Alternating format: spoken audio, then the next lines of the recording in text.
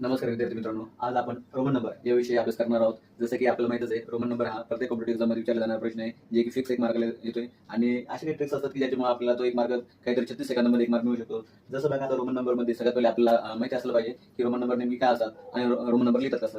जसं की बघा, इथं दिलेले आहे शून्य. शून्य या शब्दाला म्हणजे अंकाला कुठल्याही प्रकारचा रोमन नंबर दिलेलाच नाही. पण बघा, 1 ला 2 ला 3 ला आता कधी केले आपण ग्रुप, तर 1, 2 आणि 3 हे तिन्हीचे नंबर आहे. त्या तिन्हीचे नंबर काय 1, 2, 3 असा रोमन नंबर दिलेला आहे. त्याच्यामध्ये 3 1 रेष 2 रेष 3 रेष आहे. त्याच्यानंतर बघा, तिसऱ्या नंबर नंतर रोमन नंबर काय आलेला आहे, छेद आलेला. जसं की 4 ला आय व्ही, नंतर 5 ला व्ही, नंतर 6 ला व्ही आहे.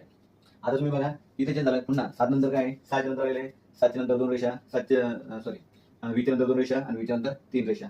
जसे हे 3 नंबर संपलेत, या 3 गटानंतर पुन्हा रोमन नंबर काय आलेला आहे, चेंज झालेला आहे 9 ला आणि 10 ला. तर बघा, रोमन नंबर लक्षात ठेवण्यासाठी काही नियम आहेत. त्यांनी काय सांगितलेले आहे, रोमन नंबर 3 वेळा रिपीट होतात. किती वेळेस होतात? फक्त 3 वेळेस. जसं की बघा, 1 2 3 1 2 3 1 2 3. ओके. दुसरं काय, जेव्हा छोटा सिम्बॉल पहिले आल्यास काहीतरी वजा झाले असं समजा. म्हणजे कसं, आता इथं दिले बघा 5. 5 हा 4 पेक्षा मोठा आहे, पण आय हा 5 पेक्षा कसा आहे, लहान आहे. मग 4 नंबरवरती पाहिलं तुम्ही तर आय व्ही दिलं, तर आय व्ही म्हणजे कसं आहे, हे 5 पेक्षा कसं आहे, छोटा आहे. जसं की आपल्याला गणिताच्या स्वरूपामध्ये लिहायचं असेल तर 9 कसं लिहिणार, 9 ला डायरेक्ट आपण आय एक्स लिहितो का, नाही. म्हणजे काय लिहावं लागेल आपल्याला, 10 मायनस 1. 10 मायनस 1 म्हणजे काय, 10 कसं लिहितो आपण, एक्स, आणि आयला काय लिहितो आपण, 1. मग अगोदर काय लिहिणार, आय, नंतर काय लिहिणार, एक्स. तसं 40 मध्ये बघा, 40 हा कसं आहे, 50 पेक्षा छोटा आहे. मग 50 ला काय करतो आपण, एल, आणि एक्स ला काय करतो आपण, 10.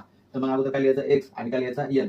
एक्सच का आपण लिहिलेलं आहे, तर तुम्ही बघितलं 4 नंबर मध्ये काय लिहिलेलं आहे, 4 हा 5 पेक्षा छोटा आहे. म्हणजे सगळ्यात पहिले काय आला, आय, आणि नंतर काय आला, व्ही आला, आणि 5 ला काय आला, व्ही आला. मग त्याच पद्धतीनुसार इथं काय घ्यायचं, अगोदर एक्स घ्यायचं आणि नंतर काय घ्यायचंय, एल घ्यायचंय.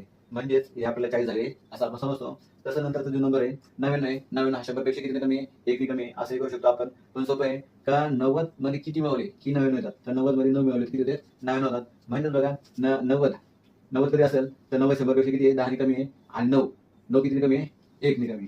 तर मग आता 100 ला कसं लिहितो आपण, आता 100 लिहित असताना आपण काय करतो, सी लिहितो. मग 100चे सी इकडं आणि छोटा अंक अगोदर.